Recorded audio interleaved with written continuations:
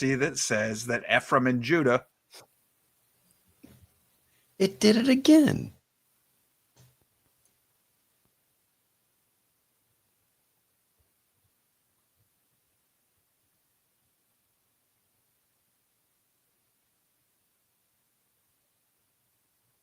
Mm-hmm.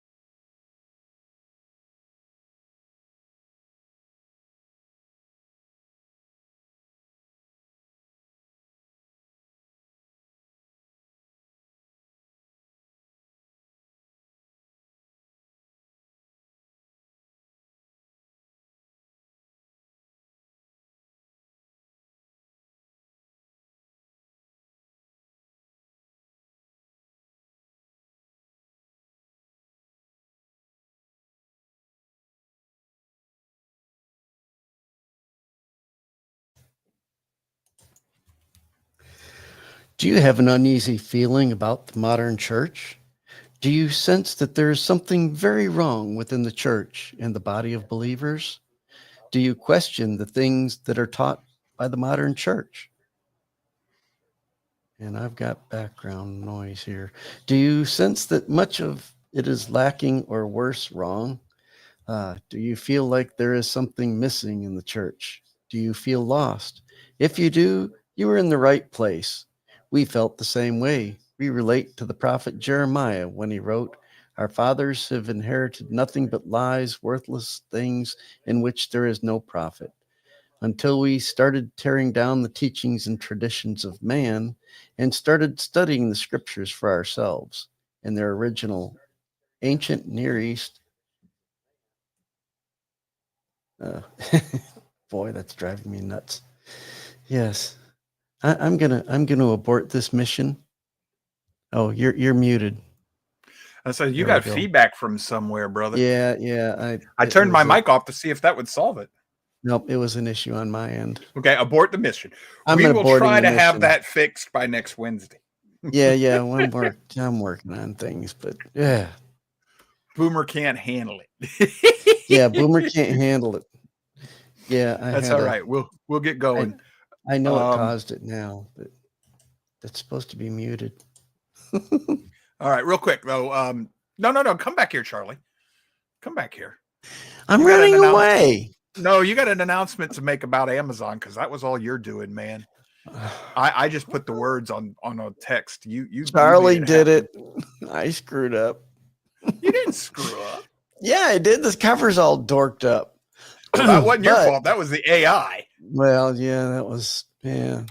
KDP, you owe me one because you showed me something that was the way it was supposed to be, but when it got published, it wasn't. So anyway, but our book is now published on Amazon. If you search under books for We Who Are Lost, you will find our book with a hideously ugly cover right now. Hopefully in 3 days it'll be corrected, but you'll, oh, geez, that's horrible. Anyway, yeah, that's not the way it's going to stay. Folks, no, that's not the way it's supposed to be. In KDP deceived me. So, but anyway, hopefully in 72 hours, if I did it right, there'll be a much nicer cover, but it is available for purchase. Yeah. And as a Kindle. Yes. And if Have you sent out Not yet, PDFs yet? not yet. Okay. I wanted to make sure you Right. were done, and you sent me one with a nice, pretty, correct book cover, and I know that I'm got the right one as a PDF.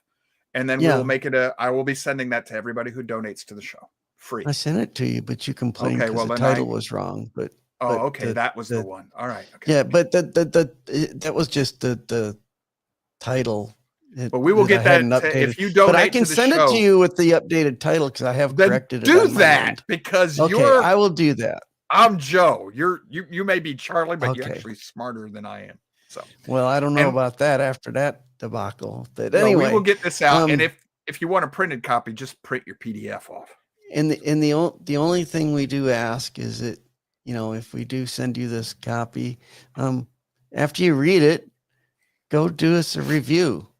Even if you don't like it, do a review because, you know, I don't care if it's a good review or a bad review. Reviews are reviews. So, as long as it's constructive.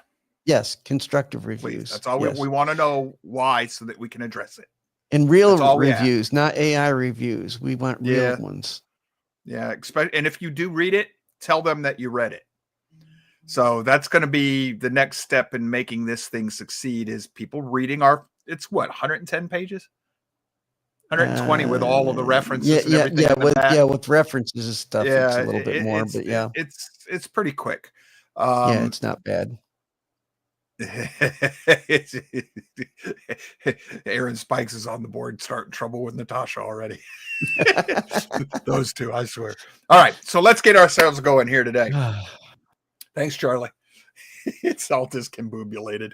It's that shirt, man. He's got a glare on his screen off that shirt he's wearing. It's boomers, I swear.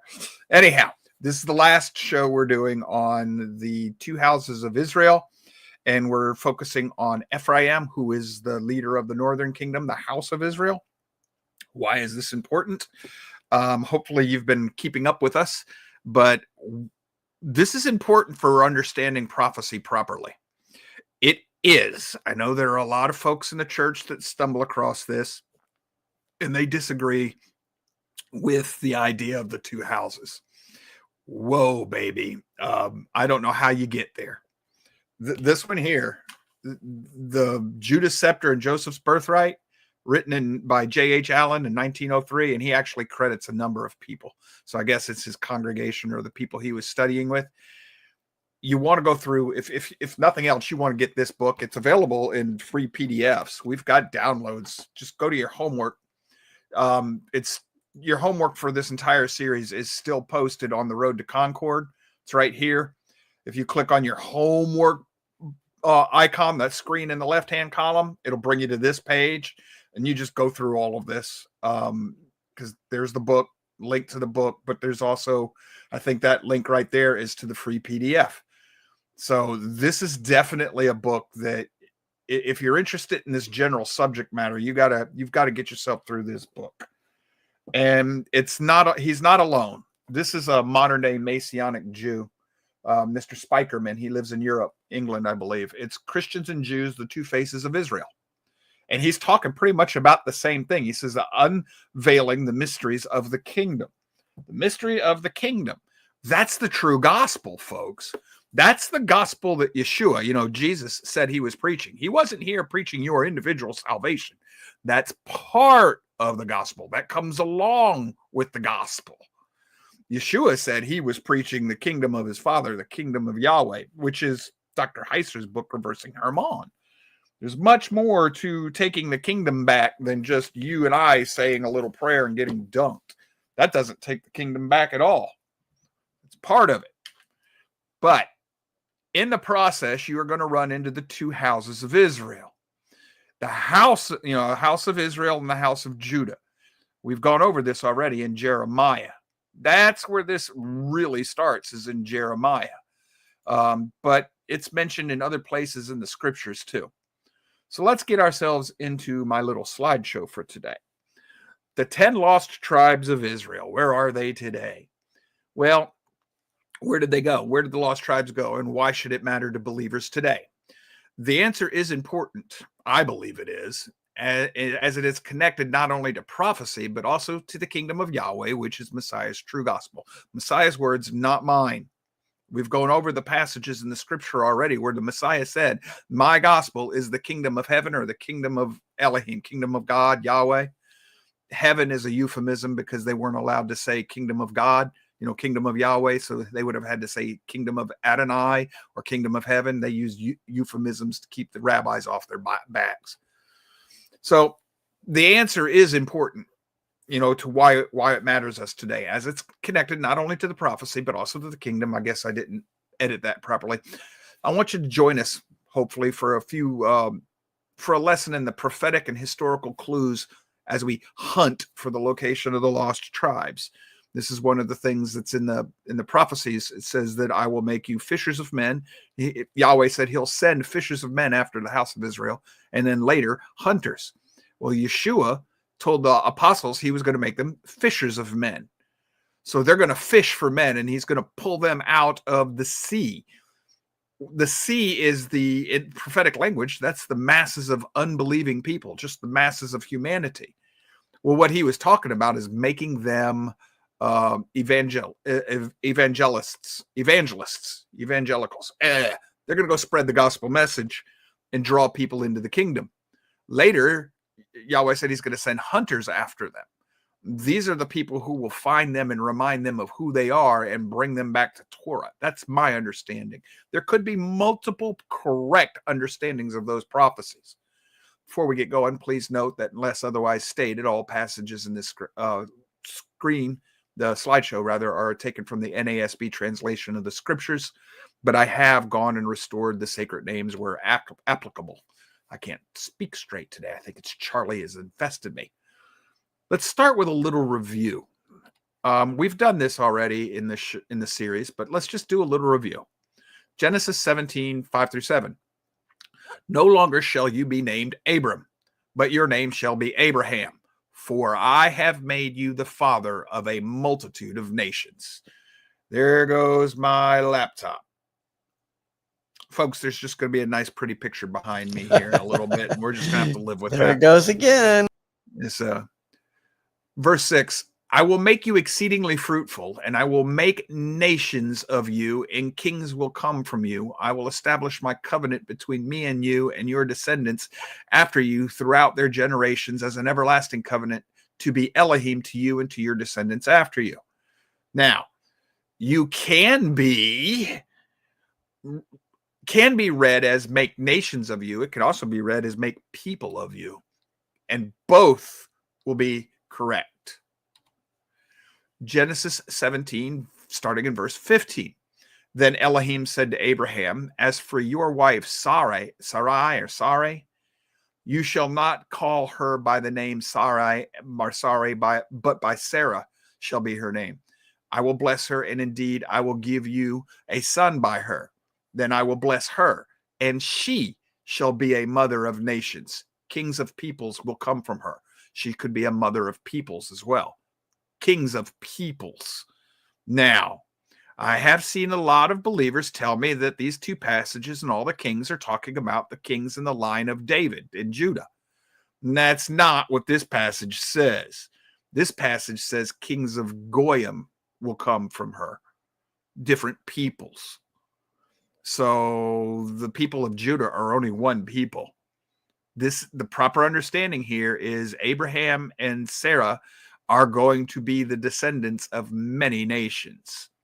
And part of them, through Ishmael, are the Arab nations. 12 princes, 12 tribes of the Arabs.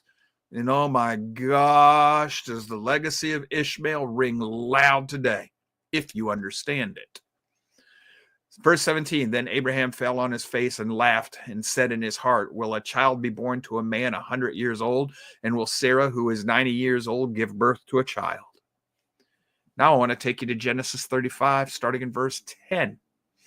Elohim said to him, your name is Jacob, or Jacob. You shall no longer be called Jacob, but Israel shall be your name. So he called him Israel.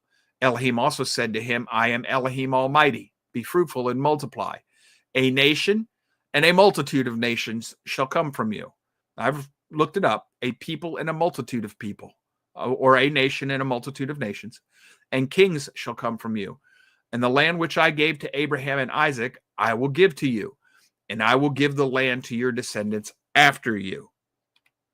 Now we're going to go to Genesis 47, verses 17 through 20. So the promises that Yahweh made to Abraham were handed to Isaac, handed to Jacob. Yahweh just affirmed them to Jacob. Jacob held the birthright, the inheritance at that point. Verse 17, when Joseph saw that his father placed his right hand on Ephraim's head, it displeased him, and he grasped his father's hand to move it from Ephraim's head to Manasseh's head.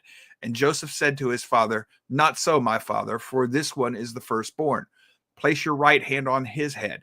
But his father refused and said, I know, my son, I know. He also will become a people, and he also will be great, meaning Manasseh. However, his younger brother shall be greater than he, and his descendants shall become a multitude of nations. It says fullness of the Gentiles in the Hebrew. That's directly going to relate us to the fullness of the Gentiles in the book of Romans, I think chapter 11. And it's also mentioned in Jeremiah, I believe. Verse 20, so he blessed them that day, saying, by you Israel will pronounce blessing, saying, may Elohim make you like Ephraim and Manasseh. And so he put Ephraim before Manasseh. But he did something more than put Ephraim before Manasseh. When Israel, Jacob, let me just turn this off for now, folks. I apologize for that. But when Jacob crosses his arms, he puts Ephraim as the head of the tribe of Joseph. And he elevates the tribe of Joseph to firstborn. The tribe of Joseph now leads, from that point, from that blessing forward, leads the house of Israel. At that point, all the house of Jacob, all the tribes, not just the house of Israel, the northern kingdom. So Joseph is the leader. He made him firstborn. He gave the inheritance, the birthright. He conveyed it to Ephraim. So the birthright is now with Joseph / Ephraim. So here's where we're going to start getting into the meat of today's teachings or puzzle hunt. Genesis 49, verse 22. This is Jacob, the man Israel, prophesying over his sons, over the tribes. It says, Joseph is a fruitful branch by a spring. Its branches hang over a wall. This is going to relate us to Isaiah 5:7. For the vineyard of Yahweh of armies is the house of Israel. Now, in this case, it does mean the northern kingdom. How do we know? Next verse. And the people of Judah are his delightful plant. So he waited for justice, but behold, there was bloodshed. For righteousness, but behold, a cry for help. There's a lot of parallelism going on in there. We have tried to tell you before in the past that all of the parables, all of Yeshua's parables, all of Messiah's parables are related to the kingdom. The deepest level, the deepest meaning of the parables is the kingdom. Do you remember the parable that Yeshua tells about a man built a vineyard and he dug a well and he put a wall around it and then he put his servants in charge and he goes off for a long journey? Well, the vineyard is the nation of Israel, and the vines are his people, and the wall is his hedge of protection, his grace, and the well is his word. This is the image that is used in the fruit of the vineyard or the conditions of the grapes and pruning them and everything is uses. These are metaphors for the condition of the people at the time and all of this. So if you have a branch that goes outside the wall, it's a combination of outside the physical boundaries of that nation of Israel and outside the spiritual boundaries of the hedge of protection. So that's a double ooh, but that's also exactly what happens with Joseph in prophecy or / Ephraim. So now we're going to get into finding these tribes. Where did they go? Now, is there some intentional confusion going on in this discussion, in this hunt? Because we're hunting for the lost tribes, or are there elements of truth in all of these things? The first one, Charlie being a former Mormon, this one's going to yell at him. Are Native Americans Israelites? Hebraic understanding. First of all, that picture has those folks looking a little darker than they probably should be. But there is very good reason to believe that there is a Hebrew influence and even Hebrew bloodlines in the Native Americans. The way the Mormons see it, no. But there's very good evidence for this. We'll get to that in a little bit here. But there is evidence that this is actually the case. This is true. Then you have a movement today about the Black Israelites or the Black Hebrew Israelites. Who are the Black Hebrews, Black Israelites? There's some elements of truth to this thing as well. Not the way some people have taken it, where all Israelites were black and that the Ashkenazis are false Jews and have replaced them. But there are elements to this. Don't dismiss this. The reason we can't have this conversation in full open the way I would love to have this one is because of the original sin of slavery in our country and the existing echoes of racism. Okay. Makes it hard to have a frank, honest conversation. We get a paywall up, we might have that one day. Then the next one is the Ashkenazi Jews. Are they false Jews? No, they're actually Jews. They're of Judah, house of Judah, and the Hebrew people. You got to do some very careful research into all three of these. Very careful.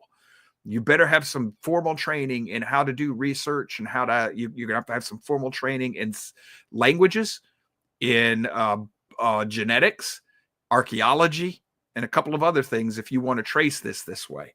But the key here, the point that I want to make, there's truth to all three of those. Okay? There is truth in all three of those. One of the things that's going to get mixed up in this book here, Missing Links Discovered. Here it is. You'll see in the little screen there that I've got it in my hand. It's about archaeological evidence that has been found, and it starts with some cuneiform. It's in the picture there. It's that little pillar in the bottom right-hand corner of the book. It's an Assyrian cuneiform, and it's got records of the people that were captured in the Northern Kingdom and exported, and it tells us where they were exported to. And Josephus affirms this. But it happens here that we have a problem of interpretation within archaeology. There's going to be, and this is one of these areas. Let me just put this. Let me take this off the stage for a moment.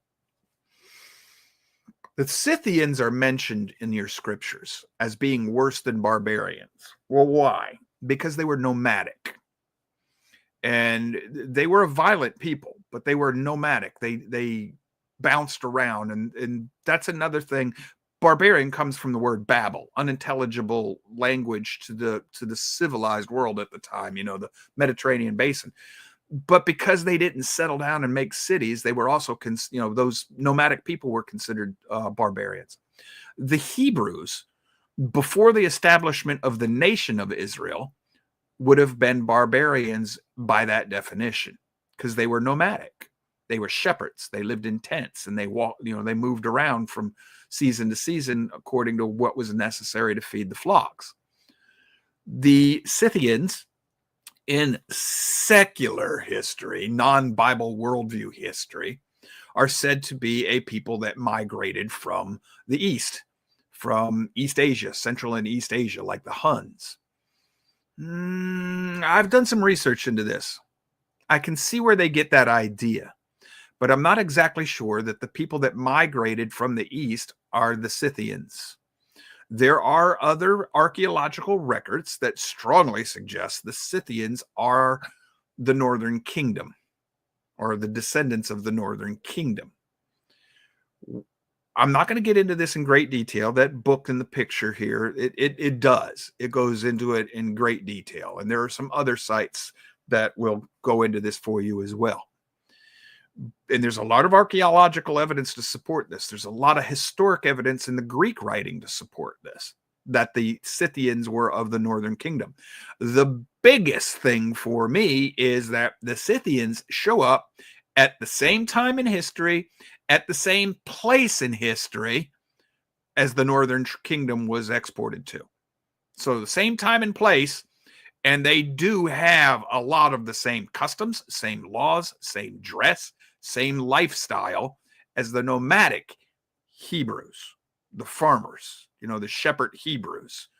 So there is interpretive room here, wiggle room for people to go either way with who the Scythians are. I tend to believe the Scythians are or were taken over by the Northern Kingdom in exile.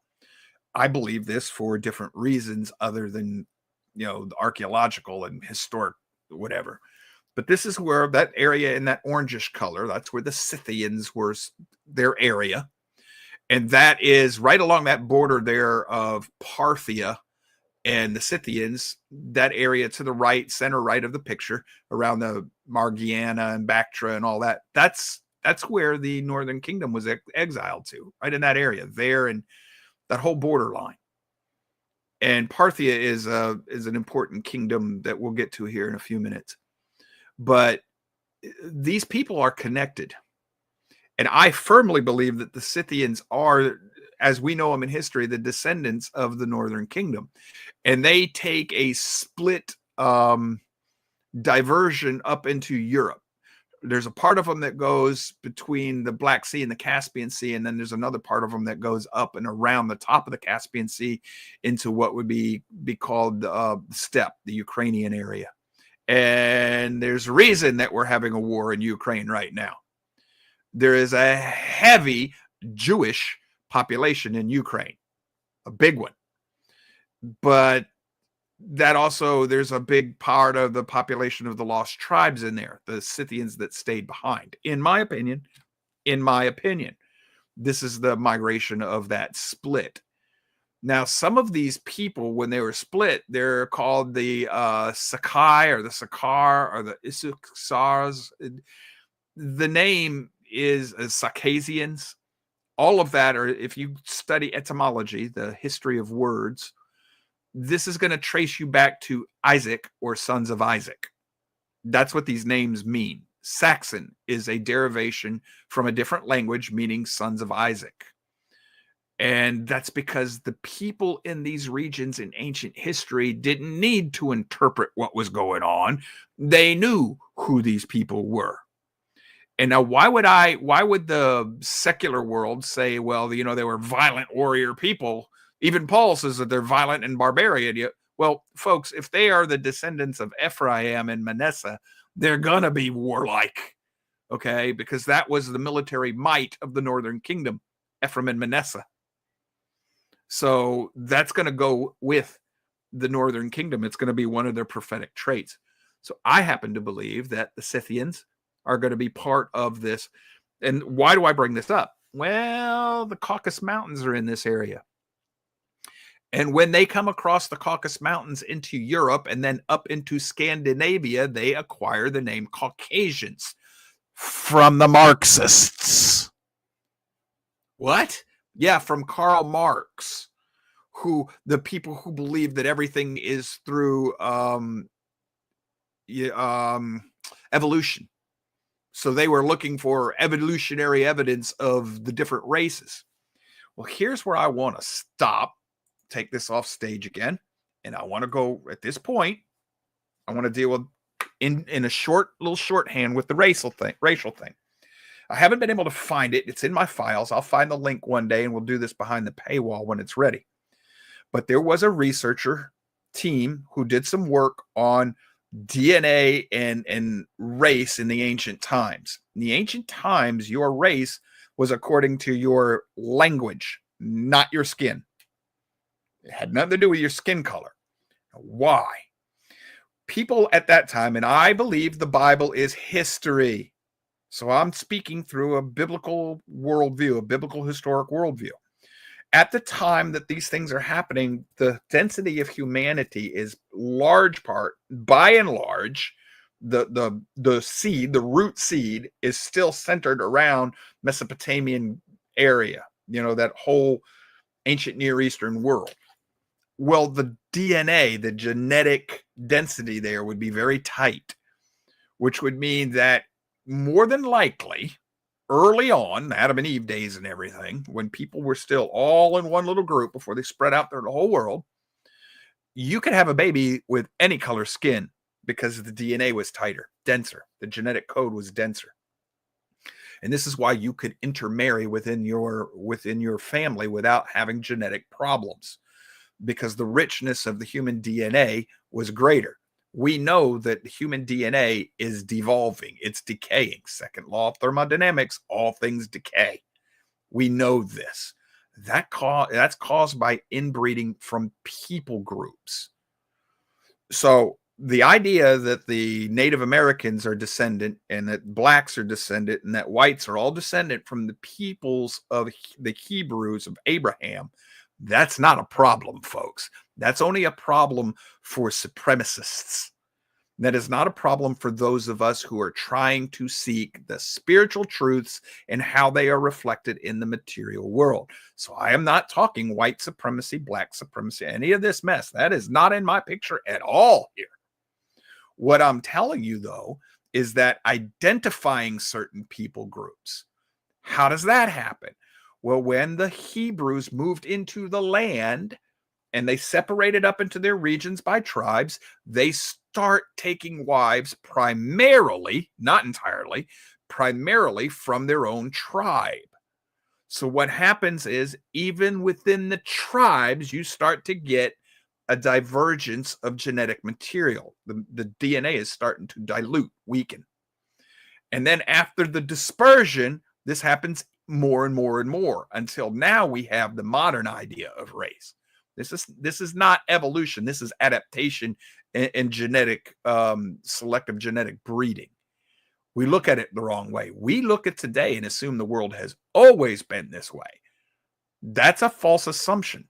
That's a fallacy that'll get you in a lot of trouble. So we're not going to deal with that here today. The name Caucasian was given to the people, I don't care what color their skin was. It was given to the people coming over the Caucasus Mountains. That's where the name comes from, Caucasus Mountains, Caucasian. And this is where your idea of white supremacy comes from, because this Marxist evolutionary scientist found this skull and he said, look, this skull's bigger than everybody else's. And these Caucasians came over and they were white people. So the whites must be superior because they have a bigger brain cavity. And that's exactly where that stupidity started from. He didn't even prove that that skull belonged to the people who came over the Caucasus Mountains. Could have been there for eons. Could have belonged to a Neanderthal for all he knew. He didn't prove any of that. So this is where people take things and run with it without any logical basis or reasoning. So hopefully we can put a pin in all that. Let's see if we can find some help here for how to trace the kingdoms as they disperse, the different tribes. Maybe. Now let's go start here. These two little books that are in my little hand right here, they're small. They're linked in your homework today. You go to your homework, you're going to find all these books are linked in your homework. Let me put this here.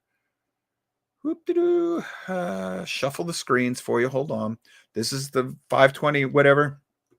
This is the base homework assignment. You go here. This is the one for this class. 527 class, evidence for Ephraim, whatever. And there's all your books. So all these little books I'm talking about today are all listed in here. So we've got this done. Now, why is this important? Both of these books tell the same story. Both of these books are written 100 years apart. This author is still alive. The one that Dan in the Sea Peoples, he's still alive. He lives in my neck of the woods. Dan, the pioneer of Israel, that author is long since dead. Neither author references each other. So the modern author is not referencing this book. Both of them are referencing ancient documents that have been found through archaeology. The big thing is these are small books that'll help us with larger book. There is a bigger, more in-depth book written by Stephen M. Collins. And that's this one here. This is the Lost 10 Tribes of Israel Found. And he goes through archaeological, genetic, and cultural evidence that says this is where the people went. The same author took this book, see how big it is? And he condensed it into these books. Yeah, condensed. Yeah, what a joke, right, Joe? Well, these are Parthia, the forgotten ancient superpower, and its role in biblical history. And then the origins and empire of ancient Israel, Israel's lost empires, Israel's tribes today. Those are all fully footnoted and documented. If you want to dive into this, you go with Mr. Collins's work. If you want a short cursory understanding of what's going on, you go with these two. If you only want one, Dan and the Sea Peoples.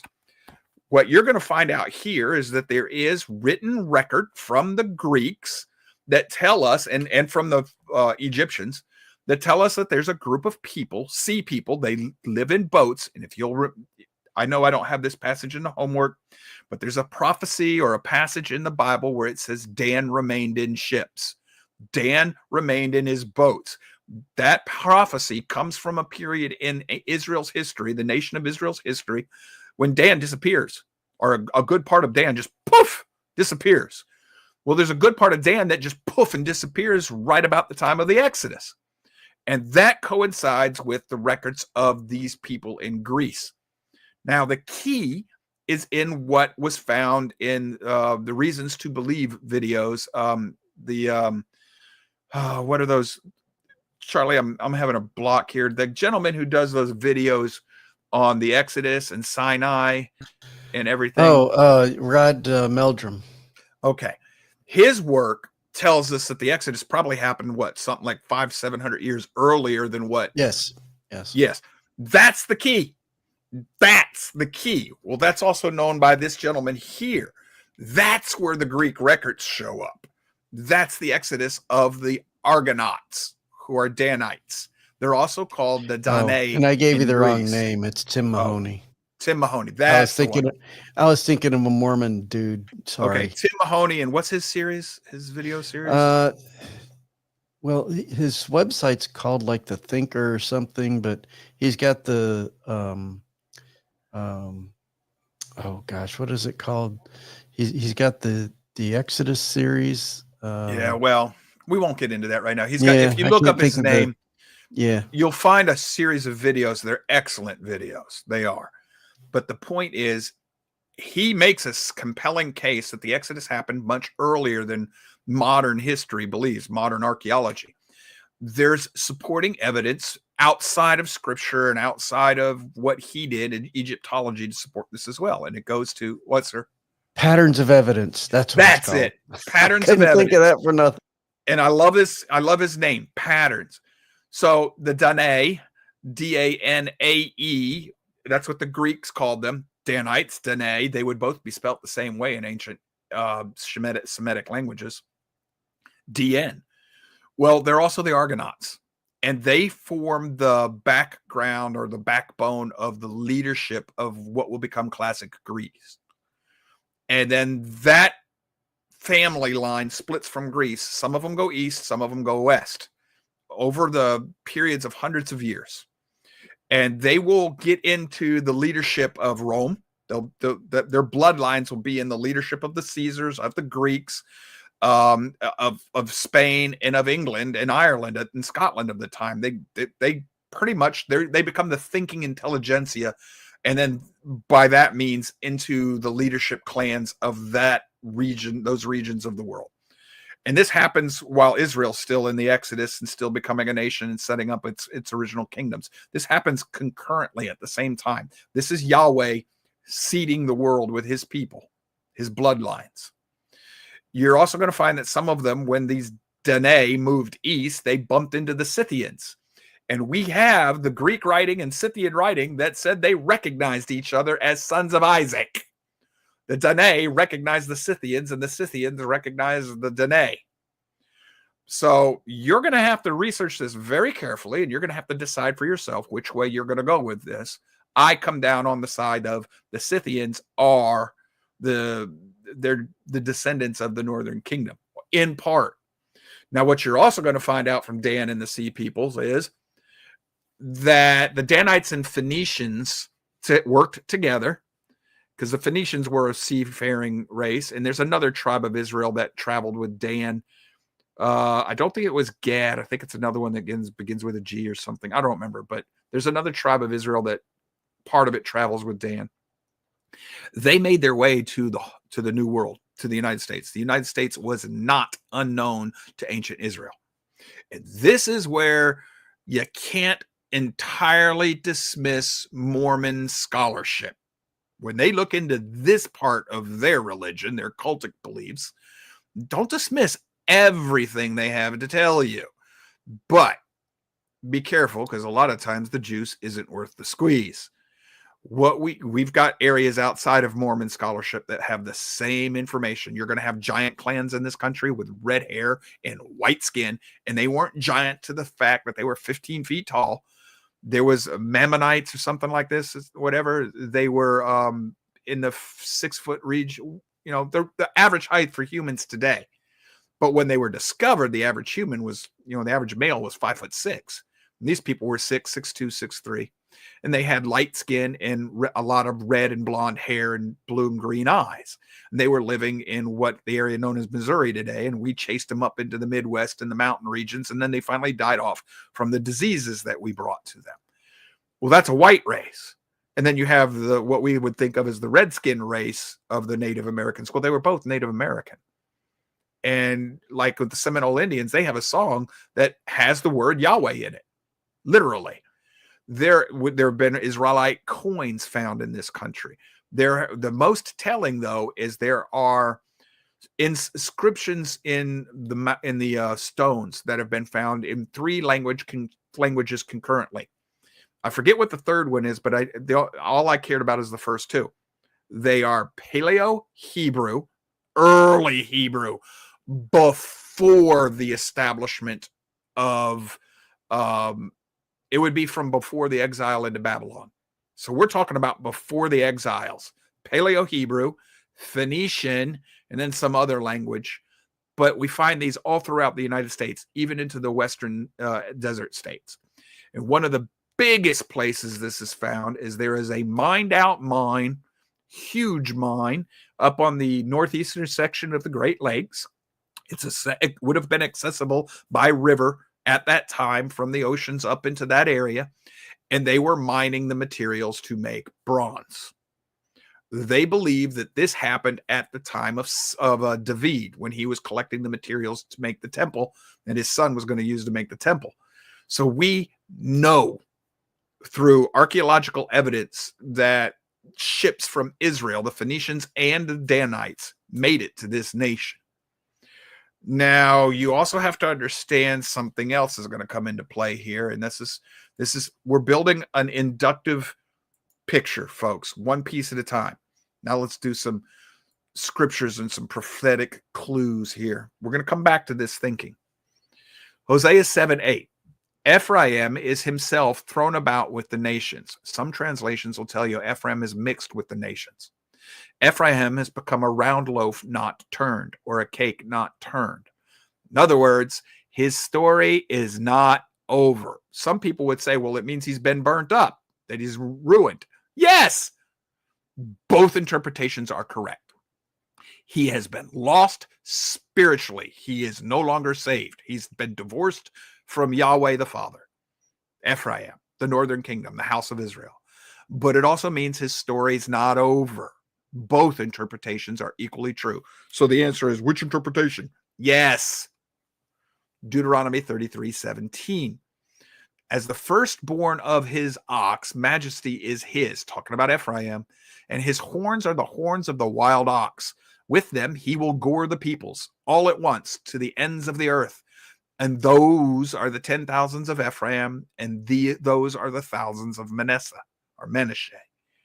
That's prophecy is about Joseph and Ephraim goring the people and pushing them to the west, to the ends of the earth, to the west, to the west, to the west. Why do I say that?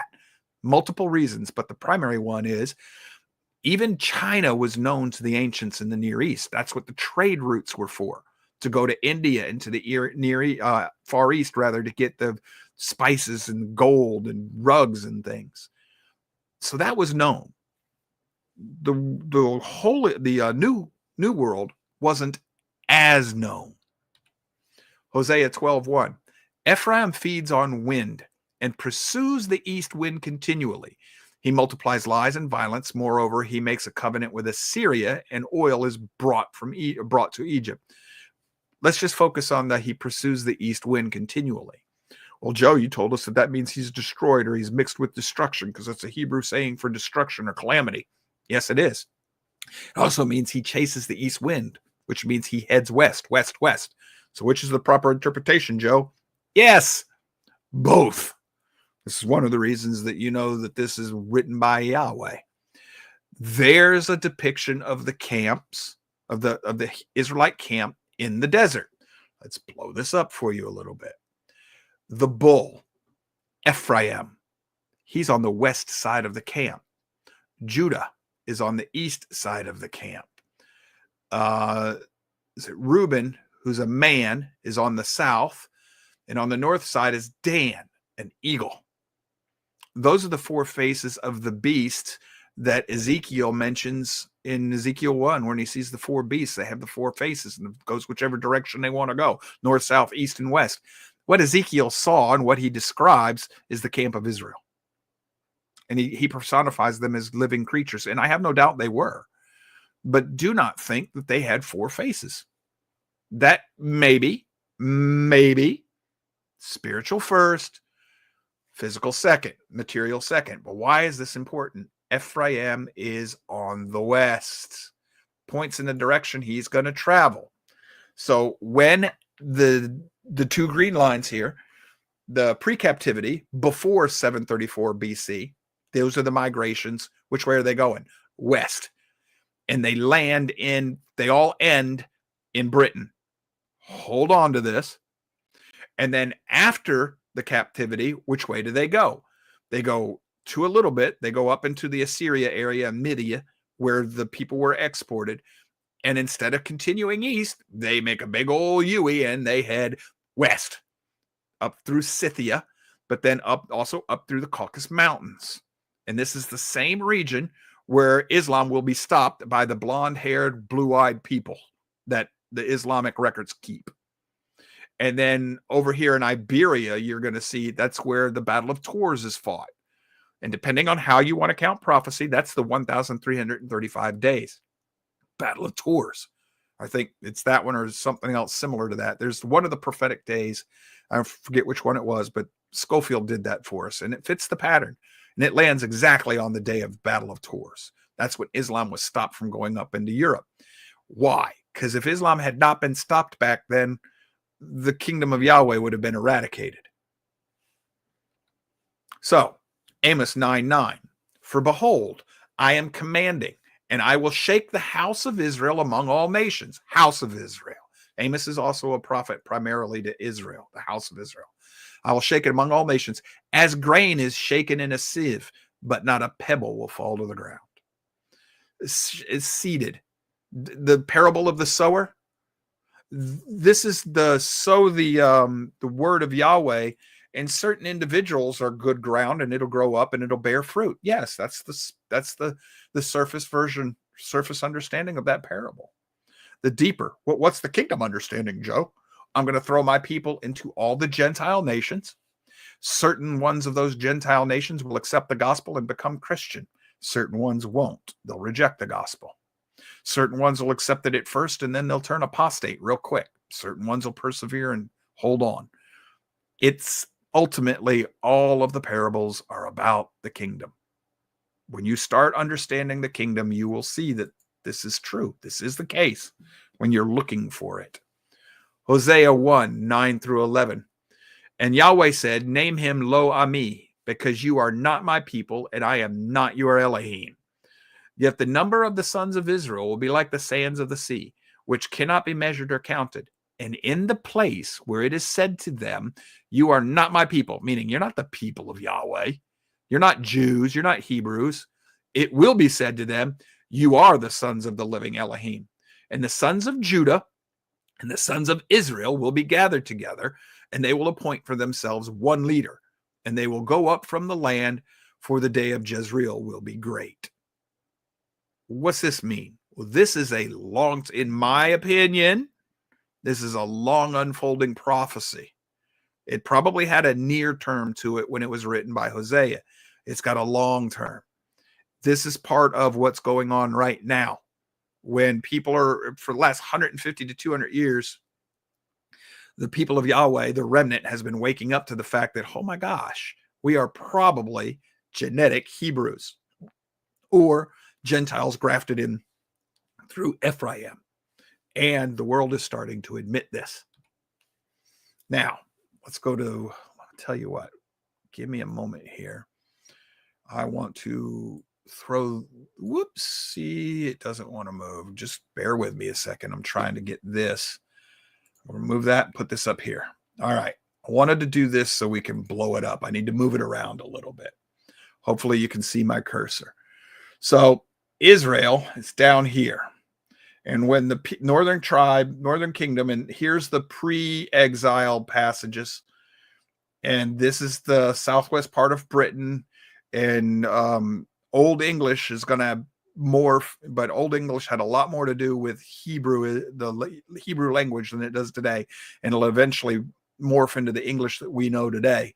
But you'll see, if you know how, start learning how to do languages, you'll start seeing the connections. Like in the ancient time, this was Brit An, which came from Brit Am.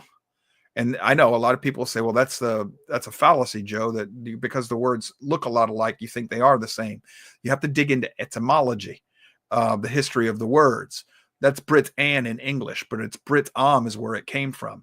Hey, Charlie, you want to chime in here and tell everybody what Brit Am means? People of the covenant. Ha! I wonder where they would have got that from. Yeah, I don't know where that came from. All right. So down here, we see that this little area here is where the northern kingdom, this area in here is dispersed to beyond the Euphrates, like Josephus said. Hey, look, Caucasus Mountains. So as these people come across the Caucasus Mountains, get into the area that's going to become the Scythians region. This is also where the history of the Ashkenazi start to come in. The Ashkenazi were remnants of the Scythian people that stayed in place. But your Scythians are going to take two paths. They're going to come up here and they're going to go over here and become known as Gauls. And that's going to be connected to Gomer and Gad. I think mostly Gomer, but we know this for a fact that the Gauls are going to be connected to the lost tribes, but they're also going to go up this way, this arrow. How do we know that? Well, some of these rivers in here, the Danube and some of these other rivers are named by Dan. He's a serpent in the way. He likes to rename everything he does. So he renames the path, and you can trace where he went following that path. They'll become the Scandinavians, but they're also known as Saxons, sons of Isaac. And that's right in here, this Saxon region.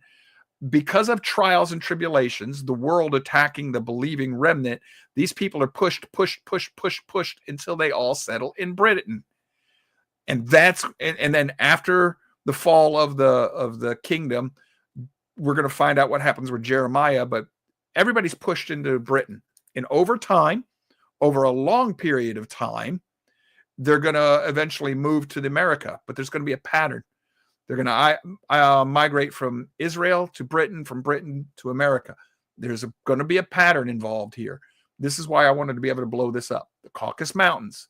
The Celto-Saxons, the Israelites, received the name Caucasian after passing through the Caucasus Mountains.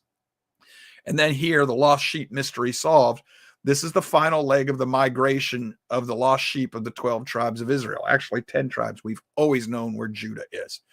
But it's Anglo-Saxons, Celtic, Germanic, Scandinavian, and kindred peoples to their new home in the promised land. 2 Samuel 7:10 is how they read Samuel. Not sure whether or not I'm going to go with that, but the general pattern I agree with. People are being pushed to the west. Why is that important? Because of this. So you're pushed to England, first to Ireland, then to Scotland, then to England, and all Yahweh's people, whether they know who they are or not, in a land where it says you are not my people, it'll be said later that, oh my God, you are my people. Ephraim and Judah. Spiritually, I think that the rejoining starts with the new covenant. Physically, this happens much later. This is going to happen almost 1,000 years later, I think, roughly, just ballpark it. You have the recombining of the two houses into the English crown, the royal crown. And then what's going to happen? You're going to have a further migration to the colonies, to the new country, new America, America, And there's going to be conscription and taxation. And Judah is going to lose Ephraim once again, which is exactly what happened in the American Revolution. And by the way, one of the prophetic times is going to land on 1776. So you have another prophetic fulfillment. Remember, our prophecies, we tend to repeat them over and over again according to the peoples. But now, over time, Ephraim no longer consumes Manasseh. Manasseh no longer consumes Ephraim. Well, that's the Civil War there. In the United States, everybody thinks that's, I even thought for a while early on, Ephraim was trying to leave Judah again in the American. No, that was the North and the South. That's Ephraim and Manasseh fighting each other, which is why we'll see some of the other signs of that all combined. But eventually, after the War of 1812, America, and especially after World War I and World War II, America and Britain are allies again. So Judah and Israel has once again, this time, formed in America. Well, why would I say that? Well, where is the largest congregation of Jews outside of the physical land of Israel? America. And where's the largest congregation of Jews in America? New York City. Now, I'm talking about the House of Judah, the Southern Kingdom. Well, why is that important? Where is the original capital of the colonies? New York City. This is not nothing. Why the rise in anti-Semitism and hatred of Judeo-Christians? Because it's prophecy. We once again chose leaders. We chose leaders in England, the royal crown. We chose leaders here. We are back under the time of the judges. This is the kingdom advancing. We're heading back toward the time of Adam and Eve.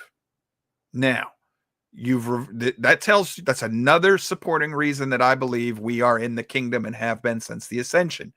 We've been going backwards. You read the Bible all the way up to the cross. That's loss. Since the cross, it's recovery. If you don't understand the hidden realm, reversing Hermon, spiritual geography, the divine council worldview, this is not going to make sense to you. Once you understand that understanding, and you're going to find it in your scriptures. Once you know what you're looking for, everywhere.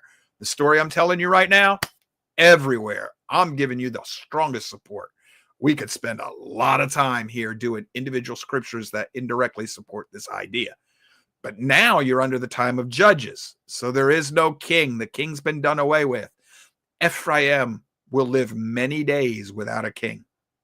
Well, we've been on 240 now without a king. But wait, Ephraim existed before the revolution. Now, he had a king then, but he broke away from that king. He was in rebellion to that king because the king broke his promises. He broke covenant. Exactly what happened with the northern and southern kingdom. But we have a leader, in this case, our president. And in the United States, the founding fathers said, our king reigns on high. They returned the Messiah to his rightful place, the throne at the right hand of the Father. This was Samuel Adams' assertion upon signing the Declaration of Independence. Franklin said that this country is New Israel. He meant the land that prophecy promised to Ephraim, where Ephraim will regain his strength and sing the song as in his youth. In other words, Ephraim is going to come back to Torah. He's going to remember Yahweh. He's going to give up the Baals. He's going to repent, and he's going to turn back to trying to live according to Torah. The Hebrew roots movement is a part of this. Okay, that's just what this all is. This is all fulfillment of prophecy if you're going to look at it this way. And before we go to the break, I need to ask for a favor. Charlie, you can chime in on this if you'd like, or Natasha. So far, you do not have to accept anything I've told you as true. But let me ask you a question. If I want to take everything I've just told you on face value and say, yeah, okay, that's the way it should be interpreted, have I used a hammer on any of this? Or does it just fit into place? Yeah, I don't see a hammer. This stuff makes logical sense to me. And you can find scripture to support this, can't you? Mm-hmm. Oh, yeah. If you want to read it this way. I'm not using any hammers, folks. No hammers, which means that this is just the blocks falling into place. It's exactly how I put puzzles together. As soon as I got to pull out a hammer and try to force things to fit, I start going, that doesn't look like that's where it belongs. So you're going to make up your own decisions. But what we're going to do is we're going to go to the break. And yes, sir. Yeah, about the break. How are we going to do this? Are we going to do just use a countdown thing here? Or... Oh, that's right. We don't have that. We don't have our break music loaded yet. Yeah, we're still under construction here. You could sing for us. No. Oh, no. You wouldn't want that. No. I'll tell you what, folks, we're going to have a 4-minute break today. So Marianne's going to have to really run to get to the vending machine and back. Put the countdown on a loop and we'll run it twice. Yeah. And then we'll come back. So we'll run it twice, folks. 4 minutes. And we'll come back and we'll get going again. We're going to have to mute our mics, guys. Yeah, I'll have to mute. Yep. All right. Go ahead and run that. We'll be back in 4 minutes, folks.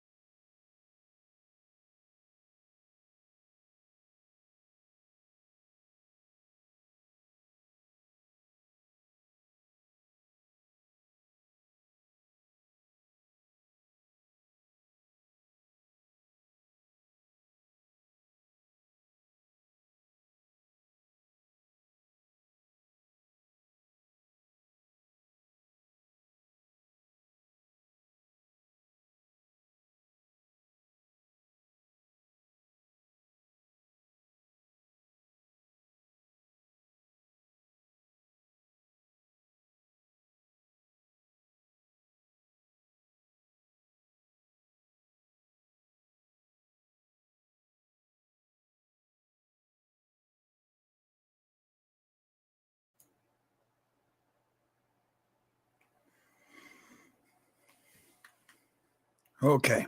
We will work on that. Try to have all of that taken care of by next Wednesday when we next show on this channel. We are going to be doing a show Monday on the road to Concord. We're going to deal with what's going on in the Middle East. It will be from a scriptural worldview, but we'll deal with all of that. And I'll talk more about that then. So let's get back to our slideshow. We're talking about how the two sticks are put back together. Now we're going to start doing some more tracing of the lost tribes, and we're going to use DNA evidence. If you research the DNA of the lost tribes, be very, very careful. The scoffers in the world like to trace the maternal DNA. That is not the one you need to trace. That one's going to take you to the origin of the mothers. You want to trace the paternal DNA, the Y chromosome, because that one pretty much remains the same, unchanged as through the lineage going down and down and down through time. What you're going to be looking for is the Hoplock groups and the lost tribes of Israel, and they're going to do some of this with the Ashkenazis as well. This is a complicated subject. Be very careful if you go into this on your own. Make sure you do your homework, understand how genetics works. This is one of these areas where the quote-unquote proverbial they lie to us all the time using genetics. This is another one here that this slide shows you the Y DNA, and this is human migration throughout all time, not just by different regions, but this will get you, if you're not careful, if you don't have a solid biblical worldview, this is going to get you messed up, because the Bible doesn't support much of any of this. Instead of saying that it all starts in Europe, in Israel and around Babylon, it'll have you coming out of Turkey and everything. So, which that's actually, if you know your Bible, that's where the ark came to rest. So that fits, but you got to be careful with this. The point, though, is that the DNA does support what I've been telling you, but you have to know how to read it. I'm not saying you don't. I'm just cautioning those who haven't got a really good background understanding of DNA. Make sure you learn that first, and always, always, always look for studies that are tracing the Y chromosome, the father. So now what we're going to look at, this is one of the best sources we have, the importance of heraldry, coats of arms, banners. Banners are important in the Bible. Each one of the tribes is given a banner, and they're given several representations. I don't know if I can do this way. Yeah, this will probably work for now. I want to make sure you can hear me and I don't put myself into an area where you can't. But like Reuben, primary, it's a man, but also water, and then I forget what the heck that is. Simeon's going to be a sword and a castle. Judah is primarily a lion, but David has a harp. And then Zara is going to be a hand and a lion. That's the breach right there, folks, the Tamara's kids. And then Dan is going to be an eagle, a snake, horse/unicorn, and scales. Levi is the breastplate of the ephod. Gad is going to be a knight in tents. Issachar is going to be a donkey. Zebulon is a boat. I think that's the other tribe that traveled with Dan, is Zebulon. Benjamin is a wolf. Naphtali is a deer. Asher is a cup and I believe it's an oak tree. Joseph is a bundle of grain, and that comes from his dream, but it deals with abundance. Ephraim's going to be a bull and a unicorn. The unicorn is primarily from mistranslation. And then the cornucopia, the horn. Ephraim means double abundance or double yield or that idea, the doubling, very prosperous. So that's where the cornucopia comes from, the idea of a great yield fruit. It's agricultural. Manasseh is going to be crossed arrows and a shield, but also they're associated with the olive tree or the olive branch. So as we trace these symbols through history, and I'm going to try, hopefully y'all can still hear me here. I should still be able to be heard. The heraldic emblems of Judah, the lions primarily, but also the hand. That's going to be from the other side of Judah. The lion is, was it Perez and whatever, the two children? I can never remember their names, but that's the breach. This is going to go back to Tamar's children. And these are the different places where we see some of the heraldry. And then you're going to see Simeon and Levi. You're going to find them in Germany, Scotland, Denmark. You're also going to seriously find, Denmark is named after Dan, but you'll find Simeon and Levi in the Netherlands and Ukraine and Sweden. Now, why are Simeon and Levi counted together? Does anybody remember their biblical history? If you remember your biblical history, you'll remember these two tribes did something that they shouldn't have done. They tricked a region, local inhabitants into getting circumcised, so the one son could marry the daughter, their sister that he had raped, and then they killed them all. So they got cursed for that. And here's the heraldry of Reuben. And, he's the youngest of, he's the firstborn rather of Jacob, if I remember, the original firstborn. He loses his inheritance because what he does with Jacob's concubine, his wife. Reuben breaks a moral law there, but he's primarily a human being. A human. The face of a man is Reuben, or an image of a man. That's going to be Reuben's heraldry. We'll see them in Iceland, Netherlands, Sweden, England, Scotland, and Prussia, which is will become Germany. You also have it in Denmark, and then other ancient areas that we would no longer recognize.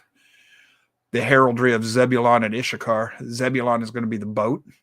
We're going to find them in Belgium, Russia, Netherlands, Scotland, Germany, Latvia, Scotland, New Zealand, the Netherlands again, Scotland, France, Scotland. So do not be surprised when you find all of this heraldry in the British Isles, because eventually it all comes to rest in the British Isles.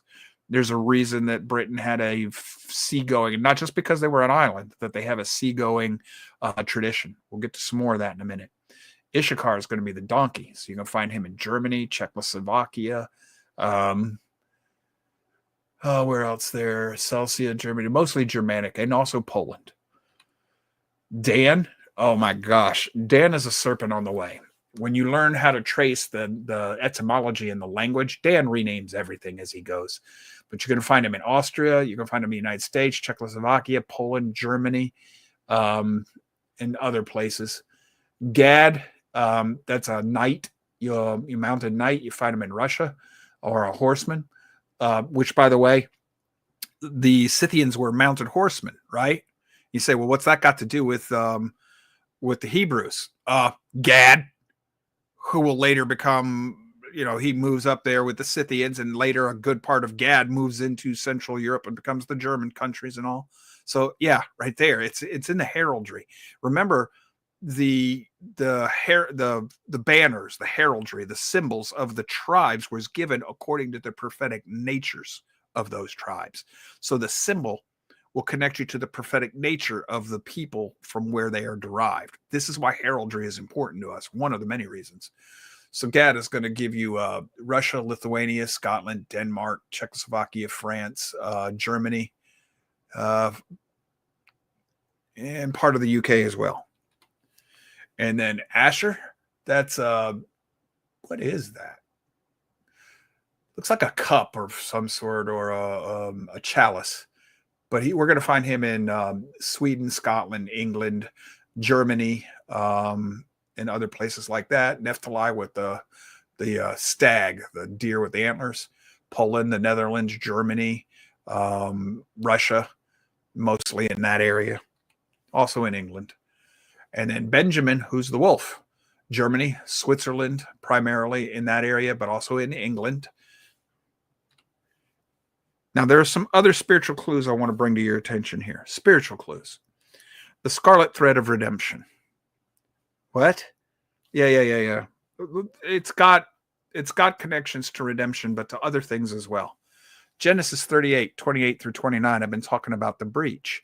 there's the child with the red thread around his wrist.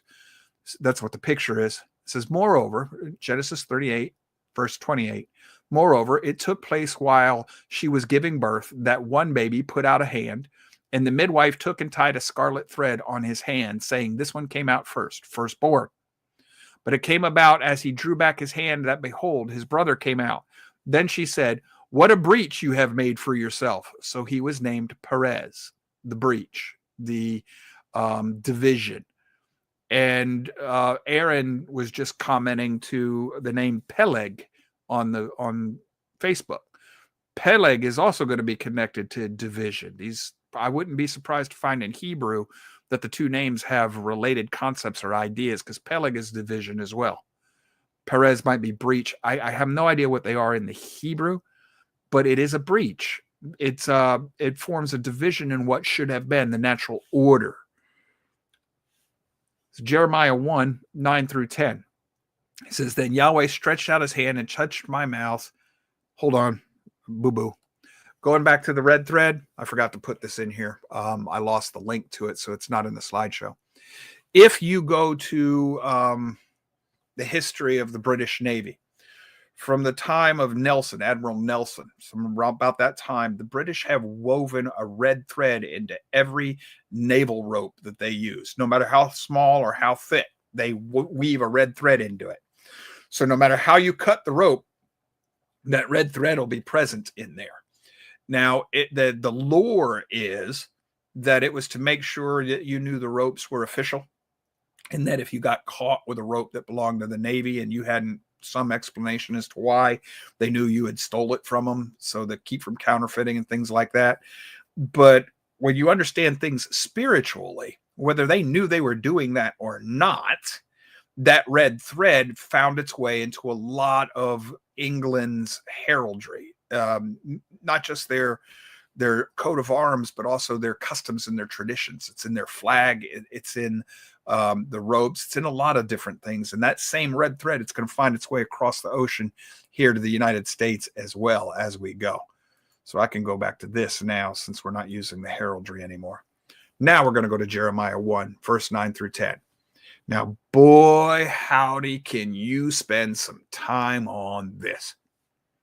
You have to pay attention to the beginning of the prophets when they tell you what their ministry is, what they're called out to do. Jeremiah 1, chapter 1, verse 9. Then Yahweh stretched out his hand and touched my mouth, and Yahweh said to me, behold, I have put my words in your mouth. See, I have appointed you this day over the nations and over the kingdoms, over the peoples and countries of the world, over the Gentiles and the kingdoms. And then it says to root out and to tear down, to destroy and to overthrow, to build and to plant. Now, this is another case of yes. He put Jeremiah over both kingdoms, the house of Israel and the house of Judah. And he's going to tear them up, tear them down, root them up, and then plant them again. He's going to move them. Where's he going to move them to? He's going to overturn. And when you read all of Jeremiah, you're going to see that the impression of 3 overturnings is given. That Jeremiah is going to uproot, overturn, and plant 3 times. And it's probably because it's mentioned in directly or indirectly 3 times in the book of Jeremiah. This is my understanding as well. I will accept the 3 times, but even if I don't, the ongoing prophecy here is very important. What I want to do is take you to, let's take that out of here. Let's take that down, put this up. This is Bible Hub, Jeremiah taken to Egypt. If you'll know your history, Bible history, when the Babylonians, Nebuchadnezzar comes and finally takes everybody and he kills the king of Judah, Jeremiah is taken to Egypt or flees to Egypt, either way. I'm not going to read this. I just want to let you know that this is well known, okay? And there are records of what happens to Jeremiah after he's taken to Egypt. We'll go back here. We also have this record. We're going to come to the records of Jeremiah in a minute. But this is the silent years of Jesus. This is the traditions of Glastonbury, part of southwest England and everything. And I'm going to read this description. You can buy this book too. It's on Amazon, but I didn't put this in your homework. The silent years of Yeshua, Jesus, between 12 and 30, ages 12 and 30. An examination of the historic records concerning Joseph of Arimathea, the great uncle of Yeshua, as a provincial Roman senator and metal merchant, a Darius. He was put in charge over the mines, managing the mines of Rome. It's called a Darius. It was rumored that he owned many of the merchant ships that came to England from Rome and Phoenicia to barter for metal and other goods. Did Yeshua accompany his uncle to the Isle of the West? Mr. Kapat reveals that there is substantial evidence to support that he did. This book is the study of those 18 years that we know so very little about. Now, a lot of people will tell me, Joe, that's all just supposition. Could be. Could be. But we do know that Joseph of Arimathea was a Darius from Roman records. We know what a Darius is. We also know that this would explain why he came right to Pilate without any worry about being killed. He was a Roman citizen. To be a Darius, he had to be a Roman citizen. If he's a Roman citizen and is in charge of all of Rome's mines, or a great deal of them, ministering to them, he might have also made it to the New World, to the United States, attending to those mines as well. And if that's the case, then the story of the American Indians talking about Yeshua coming here, it was before the cross and resurrection, not after. Now, it's all supposition. Yes, it is. But this fits. This would fit. This would also explain a lot about Yeshua's training. And it would explain why he has such a human, fleshly, commanding character when he comes back. It's not just what he knows. He's learned how to carry himself. And this could be, there could be something here. Most myths have a kernel of truth. It also, in the traditions, Canterbury talks about a woman traveling with that child as well. Very well could be his mother. So you'll have to, if you're interested, research that for yourself. But Jeremiah taken to Egypt. We already looked at that on Bible Hub. This is what's important about Jeremiah. Tia Tephi, the princess. Redheaded princess according to Irish lore.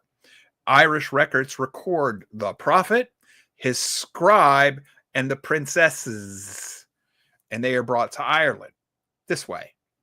This journey is in ancient records, primarily found in Ireland. But Jeremiah goes to Egypt. From Egypt, he goes up to the coast in the area there near, what is that? Is it Tobruk? No, it's not Tobruk. It's Tunisia. Goes to Tunis. And then from there to Rome. And then from there, he goes to southwest England and finally to Ireland. What's the big deal there? She marries the king, the Irish king that's up there at that time. He is directly descendant of the child with the red scarlet thread around his wrist. He was part of the early, his family, that lineage of Judah was part of the pre-exile migrations. So that is a taking back of the breach. That's a restoring of the breach. It's a taking back. It's part of the gospel. You're making good on what has been broken. The prophet Jeremiah and the king Zedekiah's daughter in Ireland, Ireland's coat of arms with King David's harp and Zara's hand. That's also that's both of that's a unification. And you got 3 crowns. All of that right there is symmetry of the reversal of the breach with tomorrow's kids. What it comes down to is this is not a nothing burger like a lot of people would tell us it is, because this is ancient. And this goes back to a time before people would have even thought to make this up as a myth if they'd have wanted to. But then we also have this. At the time, the ancient flags, there's the flag of England and the flag of Scotland and the flag of Ireland. They combine them to make the United Kingdom. The overturning, Jeremiah moves the crown to Ireland, then to Scotland, and then to England. And it does move in that order in history when you go and see how this happens. The herald emblems here let me blow that up a little bit for Joseph's sons. These the lion is the tribe of Judah. The crown tells you that that's kingship, the crown. The unicorn is going to be Ephraim. Then you have the blue harp of David. And then the red lion, that's going to be also connected to the breached sun. And there's more of this right here. This is a really bad scan. I apologize, but you know, the crown is the passant lion, the emblem of the throne of the king of David. The triple passant garant, that's the three lions of Judah, now known as the leopards of England. He said you have a crowned rampant lion. This is the emblem of the kingdom of Judah. Remember, Judah is promised that he will have a man on the throne until Shiloh come.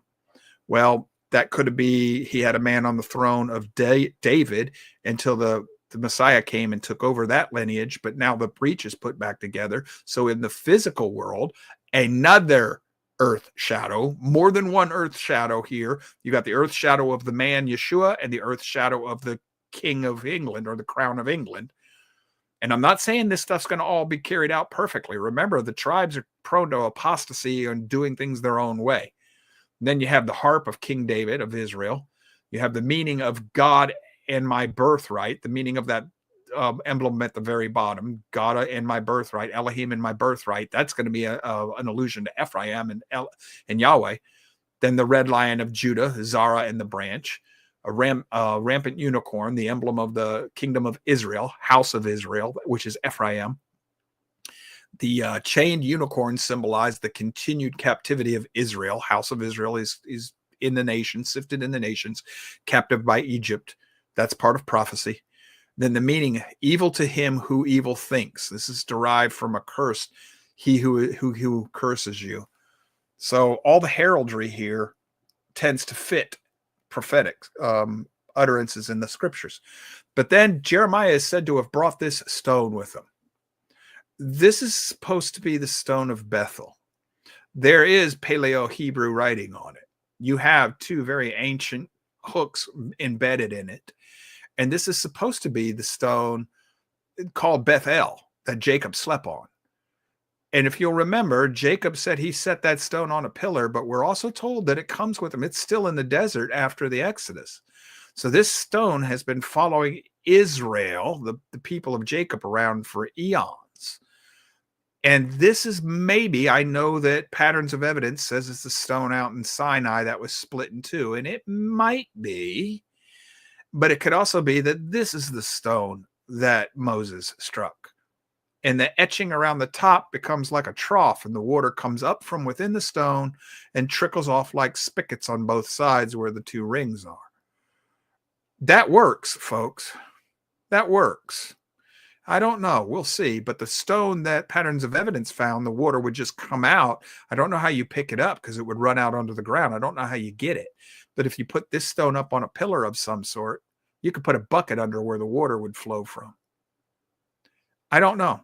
But this is now in the coronation throne of the royal family of England. And every monarch of England since that time has been coronated sitting on top of that stone. And that goes all the way back to the ancient times in Israel, where the kings were supposedly, the rabbinical lore is, the rabbis tell us that the kings of Israel were coronated on that stone. We have more. Ephraim's a bull or an ox. Bullocks, the bull of Ephraim and John Bull of England. This is a depiction of England's John Bull. That's not supposed to be Trump. That's John Bull of England. He's the counterpart to Uncle Sam. And John Bull is going to be a reference to how, you know, it's a subconscious spiritual reference to Ephraim. It's letting you know who you are. Back to the scarlet thread. It's tied to the idea of salvation and redemption, but it's also connected to the old British. Okay, that's where I put the old British tradition. But then there's this. Okay, let's be careful with this one because I know that the Confederate battle flag is there and we're going to get ourselves a strike for this. This has got nothing to do with race, folks. Not that type of race. Jacob and Israel's crossed arms is the mark. Remember when Israel crosses the mark, he forms the letter Tav. when he does this. The Hebrew letter Tav, which means strong covenant or strong promise. It's an owner's mark and the mark of the Christian. That's why when you made your mark, before you could write, you'd make an X. That was literally a Tav. You were giving your promise. That's what it stood for. It's where it comes from. It's also called the Union Jack when the X and the T are combined. The T is the staff that was used as a compass and represents good direction in the following of Christ. It could also be this altered symbol of the cross or whatever. But these symbols are in the Union Jack. Now, the flag on the right, that's the United States 1775 Grand Union flag. So we incorporated that, and you got 13 stripes for 13 colonies. We started as 12, we became 13. But now the Confederate flag, still carrying the cross, the promise of Ephraim and Jacob, Jacob's the man, Israel's crossing, 13 stars, 13 tribes. This stuff carries. It carries in banners of all type, and that is actually a scriptural thing. Scripture says, raise a banner. So you have the United States and Britain back together again. Now, I don't know. People argue over whether or not Ephraim is this one and the United States is that one. The point is moot. Before the American Revolution, it was Israel. It was all Israel. It was all 13 tribes of Jacob. They had been recombined, and they were predominantly Christian, and they broke away from the Catholic Church and became Protestant. But even then, they didn't want to become fully free back to the scriptures. King James gets in the way because it was countering against the crown. So you have the pilgrimage move to the United States, the colonies for religious freedom. And now we are back under, instead of a crown, time of Saul, now we're back under judges. So you have a reversal. Now let's go back to these heralded emblems. This is going to be Ephraim and then Manasseh, the sons of Joseph. Ephraim is a bull, unicorn, and then the cornucopia, the fruitful, double fruitful or whatever. Those are our signs. Manasseh is going to be primarily the olive branch and then the bow and arrow. And a lot of people, because they see those symbols in our the general seal of the United States, they say, well, look, that means you're Manasseh. Yes. But you miss the fact that the symbols right there in the seal of the United States is also Joseph's dream, which is Joseph. So you have both. And that's going to be Israel again. Let me see if I can blow this up so we can read it. Here's the presidential seal. So looking at this, you have the 13 phases of the moon, a symbol of the matriarch Rachel, the mother of Joseph, also a symbol of the church, of the ecclesia. It's the 13 letters, the pluribus unum, meaning one nation for many people, or out of many, one. Well, that's Israel, folks. That's true Israel. It doesn't matter whether you're natural born or native adopted in. You become one people, people of Yahweh. 13 olives on the olive branch. That number 13, 13, 13 for the tribes. How many apostles were there? 13. There were 12. Then they appointed one by lot, but they should have waited because it was probably Paul that was supposed to take their place. There were 13 apostles appointed by Yeshua. So the olive tree is also a symbol of Israel as well as Manasseh, and the olive tree is a symbol of Israel as well as Manasseh. So be careful with those people who want to fight over this. The rays of the sun, symbol of the patriarch Jacob, the father of Joseph. 13 stars representing the whole family of Israel. Jacob, in this case, in the prophetic language. 13 tribes, including the 2 tribes descended from Joseph. A bundle of 13 arrows in the eagle's talon. That's also going to be the arrow of Ephraim. I will bend the bow of Judah and fill it full of the arrow of Ephraim. It'll also connect you to Manasseh. A shield having 13 bars and stripes, 50 states representing the 50 states of the United States of America. At one point, that was 48 states. That's the point you want to look at, because since that time, Ephraim has been waning and Judah has been rising. That's important because we're looking spiritual first. 48 states are going to be 48 cities for the city of the Levites, telling you that we are also a nation of priests. The great seal of America, we can better see things here. Pillar of the cloud, and then the 13-letter scroll and the pillar of the fire, the cloud and the fire before us up there in the way that was designed.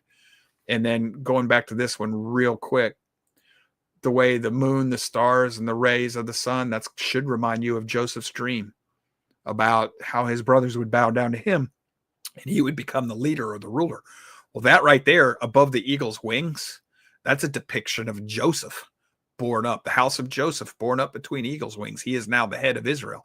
If you put Judah back with Israel at this point in history, Judah no longer holds the crown. Why? Because you're back under the time of judges, not kings. We're progressing through the true gospel. Yeshua is regaining everything that was lost. So you're now in the time of judges. You're heading toward what? From judges goes what? Back into Egypt. That's, physical bondage by the nations. We're on our way to that right now. We'll get to that in a minute. But you're eventually heading back to a time as the days of Noah. Uh-oh. Yeah. You see how we're going backwards now?